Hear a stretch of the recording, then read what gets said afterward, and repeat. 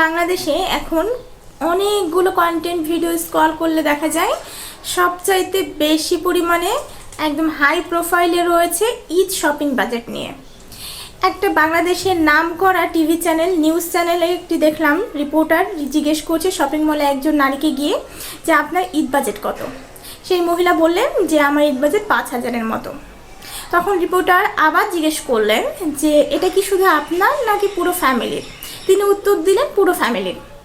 রিপোর্টারের কিন্তু সেই জায়গায় থেমে যাওয়া উচিত ছিল, কিন্তু তিনি না থেমে আবার জিজ্ঞেস করলেন যে কারো কারো 1 লাখ, আবার কারো 5,000, এই ক্ষেত্রে আপনার মতামত কি?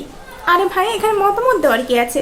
তার যেটা বাজেট আপনি জিজ্ঞেস করছেন সেটা উত্তর দিয়েছে। সে তো অন্যকে মতামত দেওয়ার জন্য শপিং করতে যায়নি, রাইট? যা যতটুকু সামর্থ্য সেই অনুযায়ী শপিং করবে। আসলে আমরা না একটা সময় মনে করতাম যে 5 বছর পরে হয়তো বা দেশের এই মাইন্ডগুলো চেঞ্জ হবে, ন্যারো মাইন্ড থেকে বেরিয়ে আসবো। 10 বছর চলে গেল, 15 বছর চলে গেল, এরকম করতে করতে 2025 সাল চলে আসলো, কিন্তু এখনও এই ন্যারো মাইন্ড থেকে আমরা বের হতে পারলাম না। কোথায় থামতে হবে, কোথায় কথা বলতে হবে, এই বিষয়টাই আমরা বুঝতে পারলাম না।